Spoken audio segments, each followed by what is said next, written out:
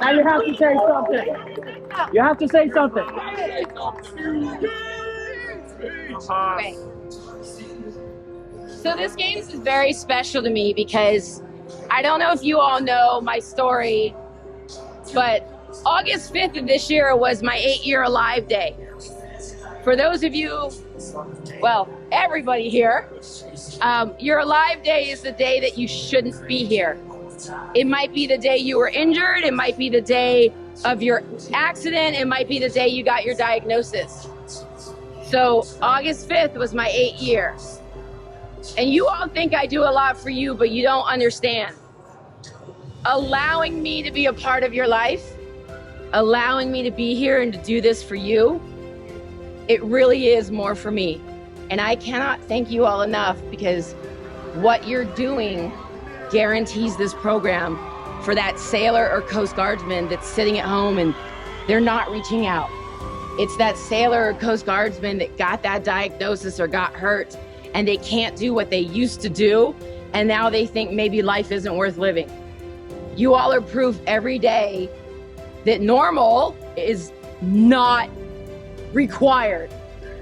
You will find a new normal and you will kick butt doing it, and we will reach back and bring the future generations through this program. So thank you for continuing the success of this program, because we keep people alive, we keep people active, and we keep people going. We are their inspiration, their motivation, and their dedication. So thank you so much for allowing me to be a part of that.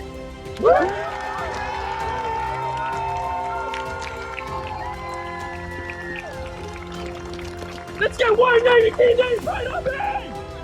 Navy T! Navy T! Navy T! Oh yeah!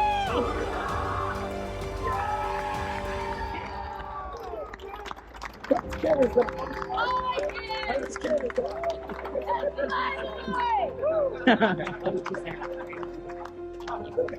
Okay, now quit staring at me and get on the buses.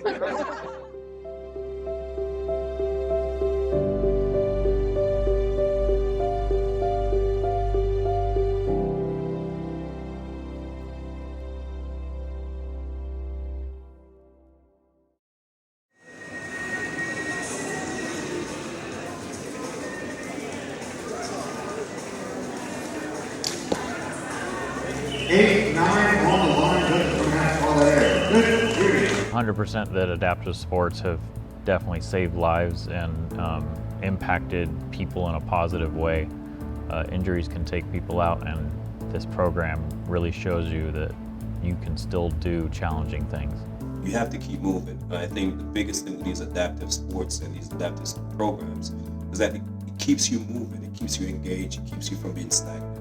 And whatever it is, whether it's biking, whether it's sailing, find a new challenge, take that challenge on. Your mind reacts to that, your body reacts to that. Whatever, your limitation might be, there are different adaptive ways to get that.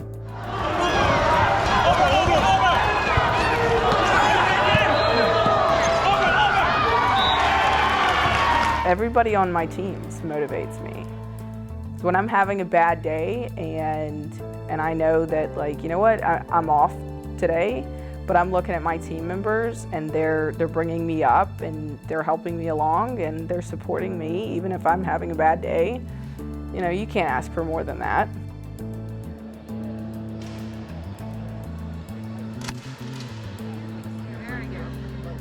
Adaptive sports, it just gets you out of your, trying to keep to yourself.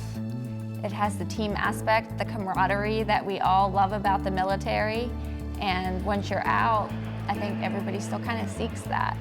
In adaptive sports, you come together. While you're at AFW2, it's Air Force. But when you're here, it's all services. We're all kind of together in this, whether we're competing or whether it's after the competitions, whether we're just hanging out at the hotel or whatnot. It's the camaraderie, it's the friendly competition, but it's incredible.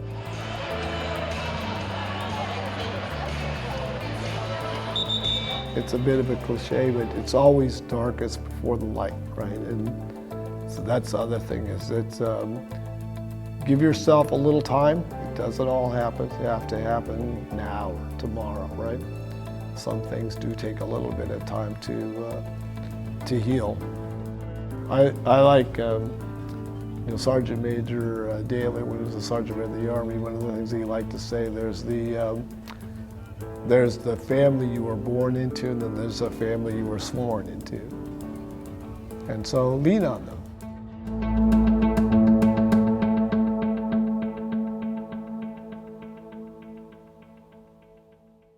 The Recovery Coordination Program over this past year has had a few updates, I should say. Our policy for our Wounded Warrior programs is now finally in review for signature and adjudication by the different departments, so that we'll have a new policy for operations for recovery coordination programs. We have updated and created a new eCRD. The Caregiver Resource Directory is now on the National Resource site for every service member, family members, caregivers, as well as healthcare professionals who have a need to explore resources for their patients and/or family members. We've had the return of Warrior Games. I think all the programs are now trying to really focus on doing the in-person kinds of activities that we haven't been doing for the past 3 years. Slow going, but exciting for everyone.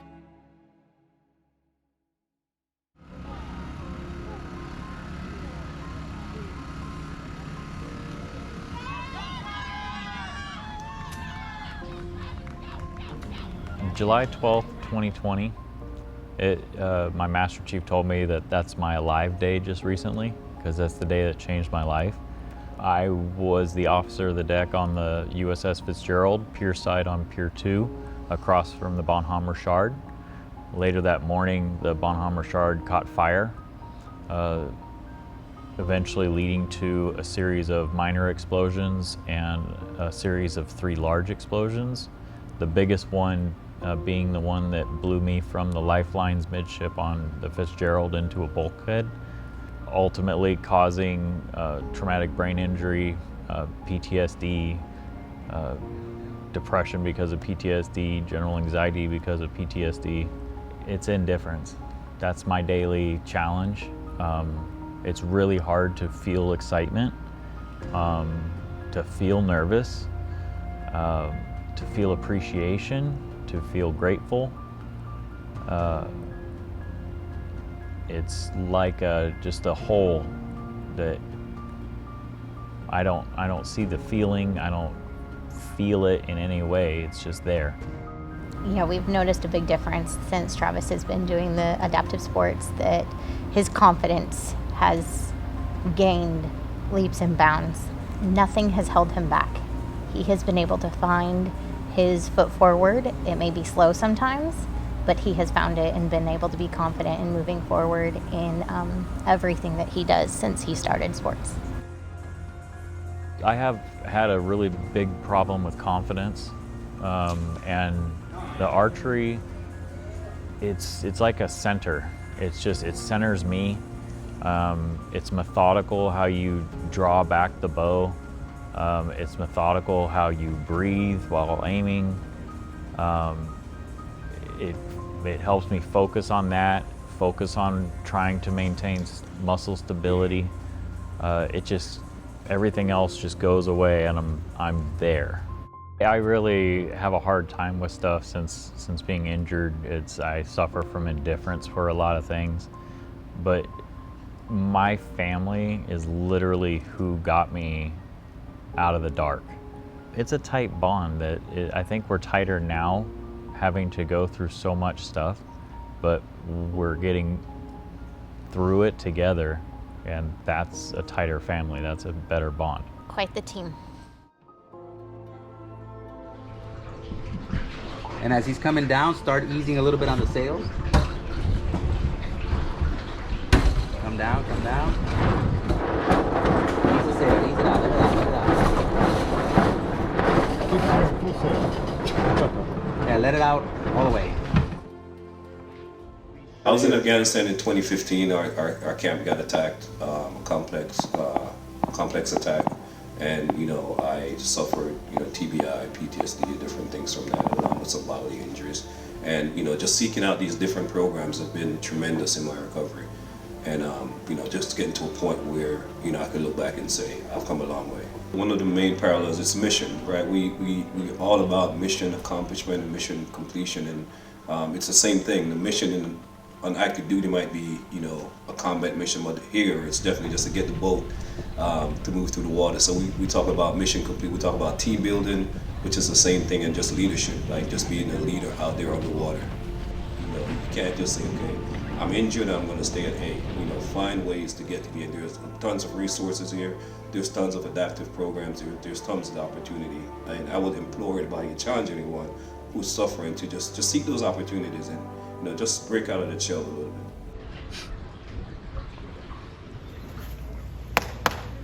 Everything you got. 1 minute.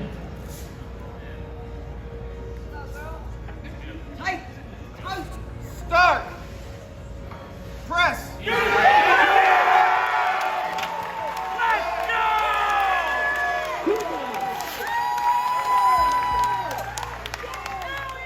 Adaptive sports has really been able to give me that sense of belonging and that sense of purpose that you lose after you're injured.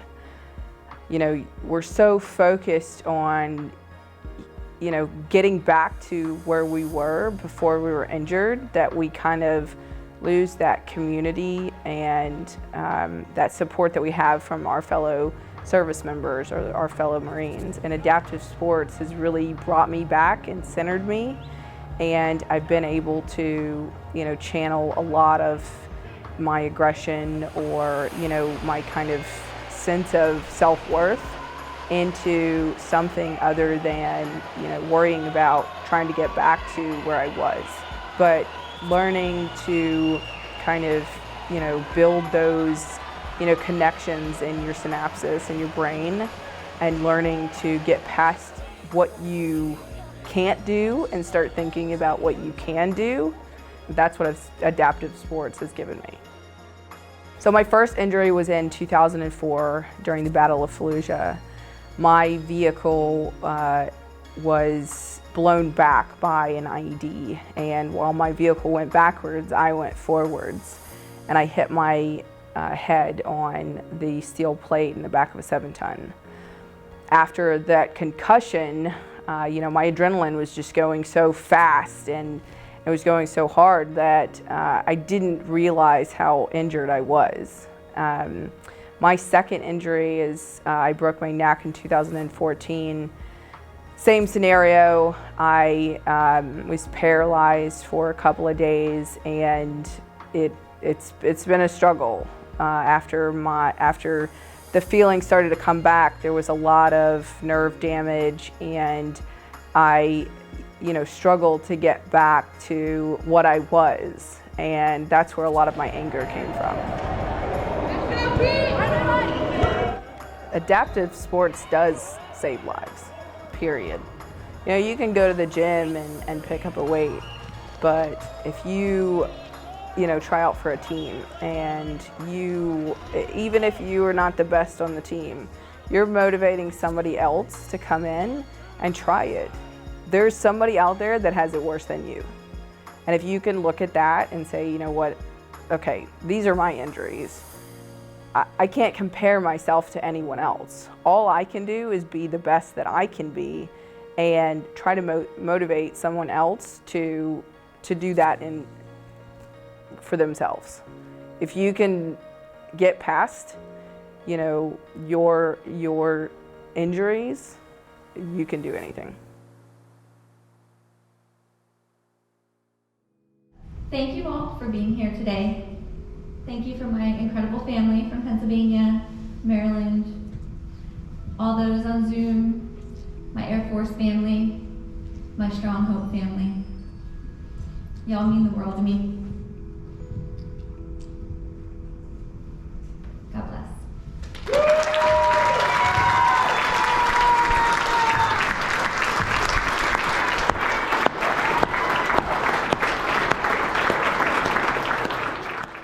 Adaptive sports has really pulled me out of my depression. I was in a really dark place for about 2.5 years. I was inpatient, 2 bouts of inpatient for about 7 weeks apiece. I don't want to say too much about that right now, but it was really dark. I slept about 2 years of my life away. My husband reached out and talked to some of my leadership and got me involved with AFW2, which I'm forever grateful for. My leadership is amazing in supporting me in that as well. But my first care event, I signed up for adaptive sports, and it brought me so much joy. Like competing again, and each event, like after trying each event, it didn't matter what it was, volleyball, rugby, I was just so pumped up. And I was just like, I want to do this one, I want to do this one. And I was so excited again, and it brought life again. The life lesson for the kids, observing these Warrior games, watching Mom train and compete, just because there's an obstacle doesn't mean it'll stop you from doing what you want to do, and that there's plenty of other people down here, you know, competing and watching Mom go through everything that she's been doing, that win if you can, lose if you must, but never ever quit. And I see that with their sports that they do, the soccer, gymnastics, horse riding, everything. And I think they're getting it, and then seeing Mom compete this way, that just keep pushing. At the Warrior Games, I think me and my brother have kind of taken more time to get used to, like, it's like a real thing. Because we've seen her sometimes train at our house or go to the gym with her, like she said. But when we came here, it was really kind of crazy to see, like, even when you're younger, you kind of understand, but you don't really. But I'm very proud of my mom and how far she's come, because I know she went from back in Germany, she went from doing like 5 miles a day to sleeping more, and he went with her through that journey too.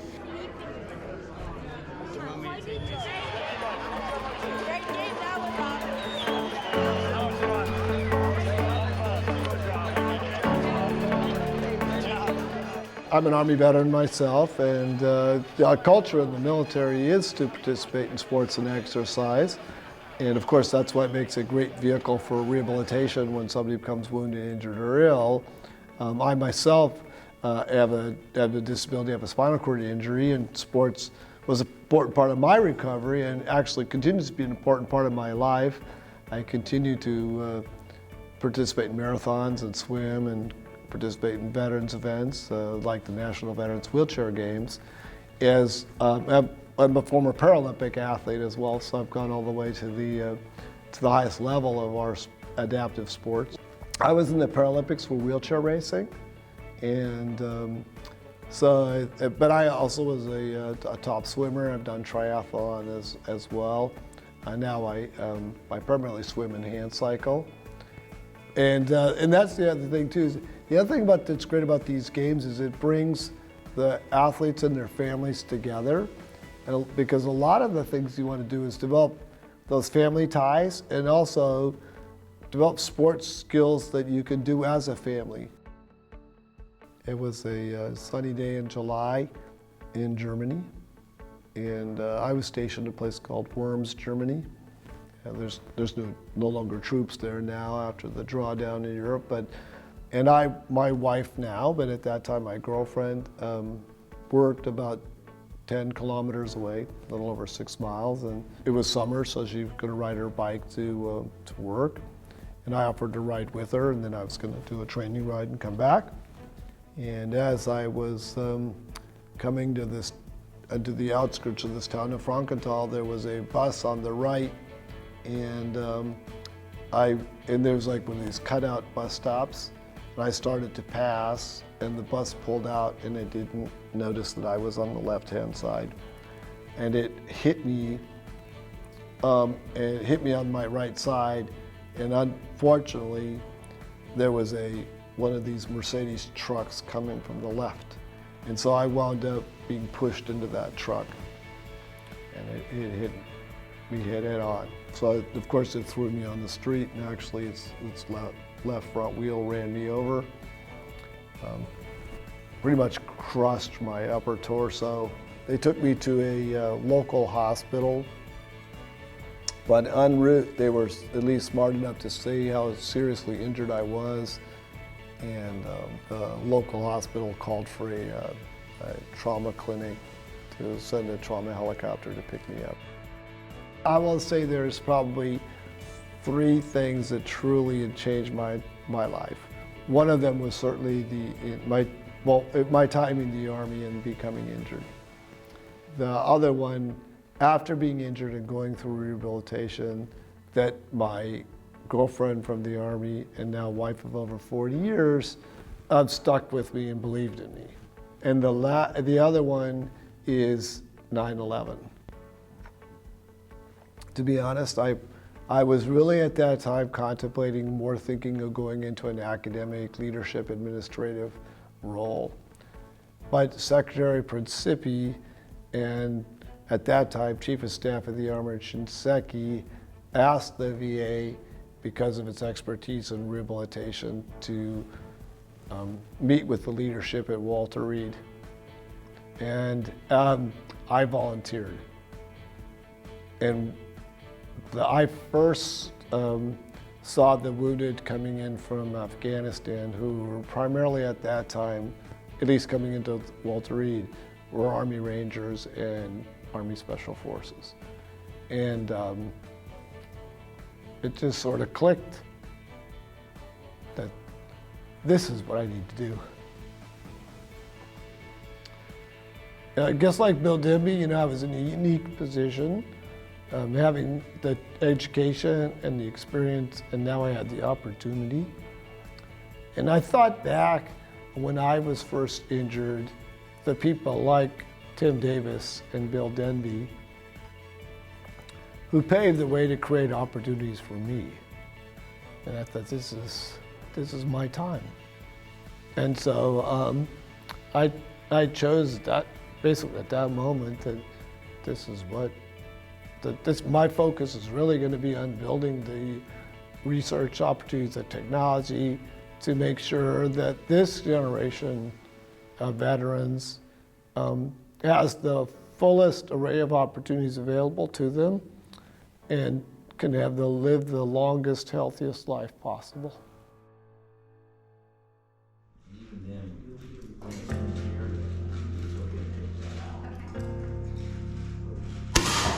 So 2015, I began a 5-year journey. I was having a lot of issues when I was stationed on my carrier at the time. I was having blackouts, which may have contributed to multiple TBIs.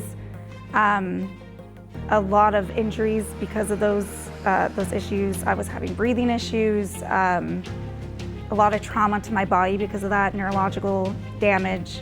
So the original diagnosis was something similar to a serpentine fusiform aneurysm. Unfortunately, there's no name for this type of aneurysm because it's just so unique. There's no textbook on it. I'm actually being seen at Georgetown, Johns Hopkins, and then of course Walter Reed. Whole team of neurologists just trying to figure out what exactly this is and how it formed or how to go forward with it. Unfortunately, there's no way to fix it. So memory is my biggest issue, and I say that because there's times where we'll have a conversation and I won't remember that conversation.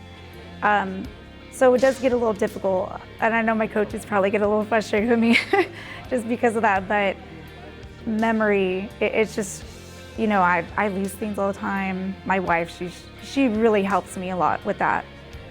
And if I had to say another big thing is trying to process pain when no one else, like other people can process it. You take the medication and you wait for it to go away. It's not like that. It's learning to manage the pain and just trying to deal with it every day because there's no way to get rid of it.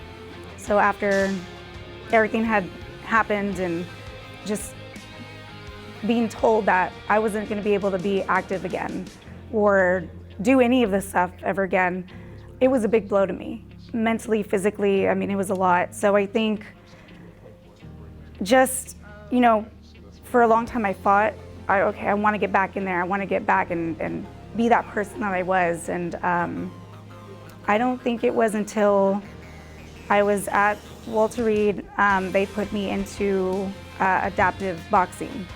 No impact or anything like that, but it took a lot. It hurt so much just to jump right into it, and I think it was just like, it was that moment where I was like, you know what, like I can do this again. Like, I just have to find a way to get there.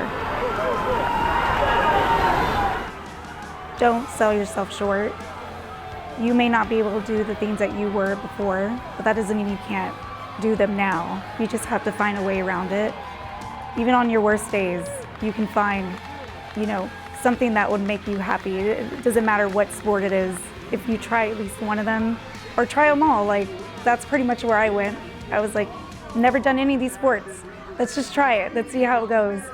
And then along the way, it's not just about pushing yourself to get back physical, but to be social and to reach out to other, you know, service members or veterans that are, you know, going through similar things or situations like that. Like, you're not alone.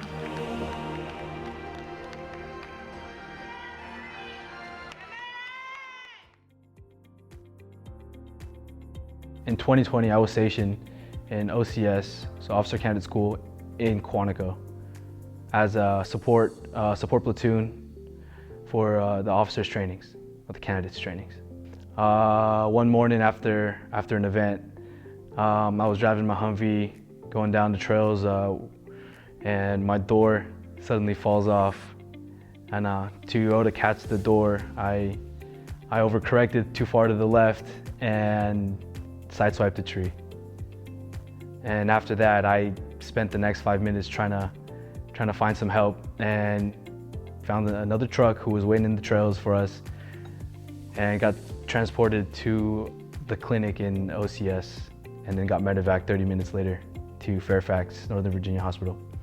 Waking up that afternoon, no clue. I thought my life was over. I thought, you know, I'm out of the Marine Corps. They don't want me no more. I'm not used to them. I'm just gonna go back home and live the rest of my life as an amputee. But moving forward, 4-5 surgeries later, I get introduced to the adaptive sports immediately, for the most part, through my occupational therapy. And a couple months later, in February, I get a call from my staff sergeant. Hey Garcia, you're going to the Wounded Warrior Trials. And I had no idea what that was. I'm like, okay, I'll try it out. Kind of reluctant too, but you know, I gotta do what they tell me. I did it, I had a blast. I had no idea how fun it was gonna be. And moving forward, I was just always excited.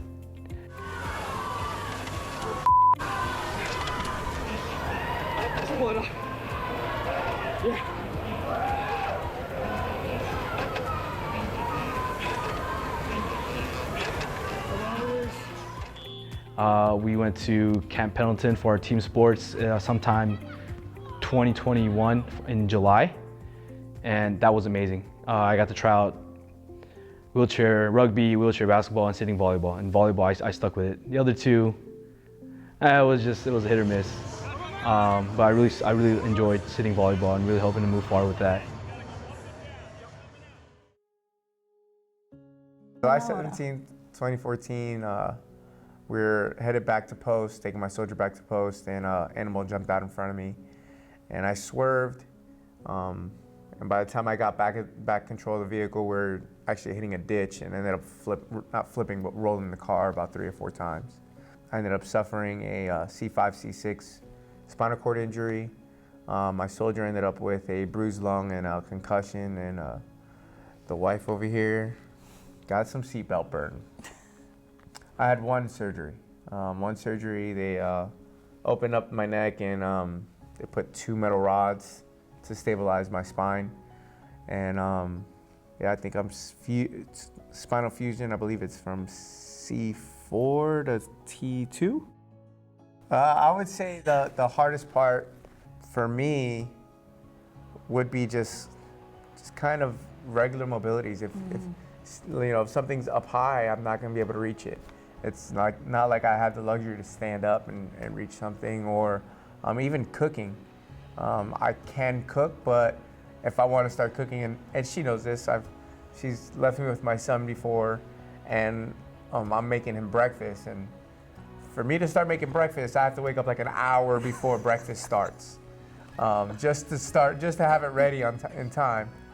So I think probably the biggest trouble would be patience, actually.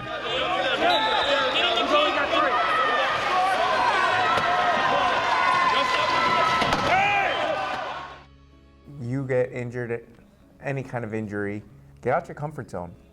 Get out your comfort zone. Don't put a limit to what you think you can do. Show up to things without expectations.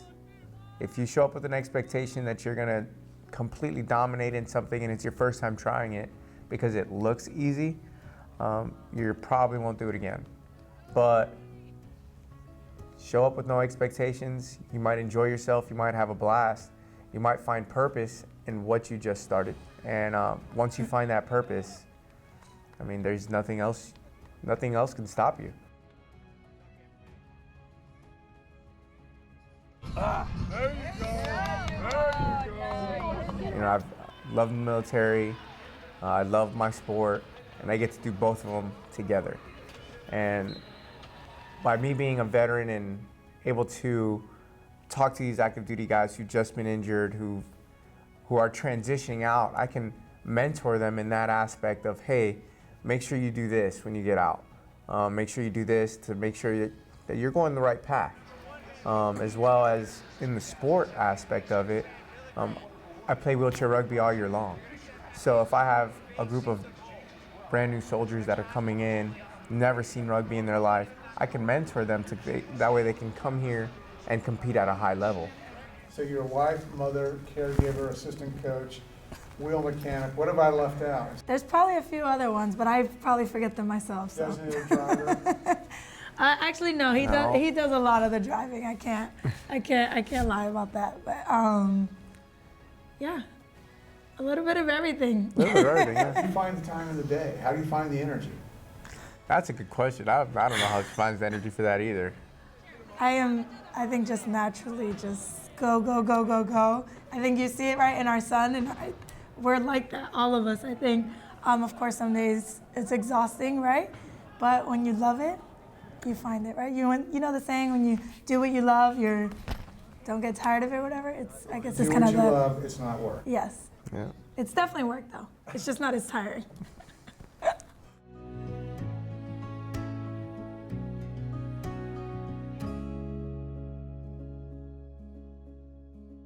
We all know that the rates for suicide are very high.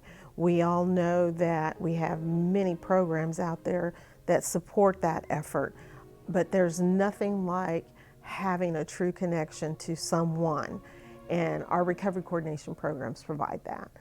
I think that there should be a recognition that we will always have a population that is vulnerable. It will not go away, because as long as we are actively serving, we are actively engaged in protecting our country and our families, actively involved in training, actively involved in missions across the globe, there will always be a vulnerable population. And we have an obligation to ensure not only that our service members and their families get excellent medical care, we have an obligation to make sure they get excellent aftercare and moving them to that next level in their life.